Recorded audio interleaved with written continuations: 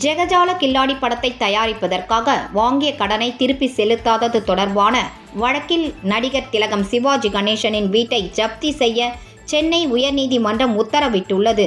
நடிகர் சிவாஜி கணேசனின் பேரன் துஷ்யந்த் மற்றும் அவரின் மனைவி அபிராமி ஆகியோர் ஜெகஜால கில்லாடி என்ற படத்தை தயாரிப்பதற்காக தனபாக்கியம் என்டர்பிரைசஸ் நிறுவனத்திடம் 3,74,00,000 ரூபாய் கடன் பெற்றுள்ளனர்.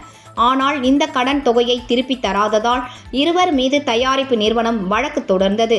இந்த விவகாரத்தில் தீர்வு காணும் வகையில் சென்னை உயர்நீதிமன்ற ஓய்வு பெற்ற நீதிபதி டி. ரவீந்திரன் மத்தியஸ்தராக நியமிக்கப்பட்டார்.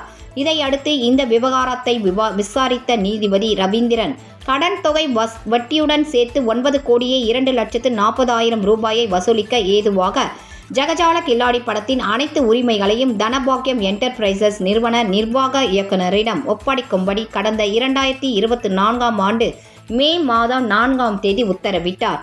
இருப்பினும் படம் முழுமையடையவில்லை என கூறி பட தயாரிப்பு நிறுவனம் தரப்பில் எதிர்ப்பு தெரிவித்ததால் தனபாக்கியம் என்டர்பிரைசஸ் நிறுவனம் உயர்நீதிமன்றத்தில் வழக்கு தாக்கல் செய்திருந்தது.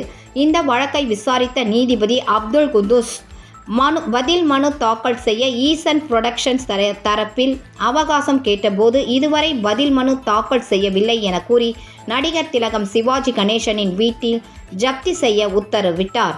மேலும் இந்த உத்தரவு குறித்து சம்பந்தப்பட்ட சார் பதிவாளருக்கு தகவல் தெரிவிக்கவும் நீதிபதி உத்தரவிட்டார். இந்த வழக்கு மார்ச் 5ஆம் தேதிக்கு மீண்டும் விசாரணைக்கு வருகிறது.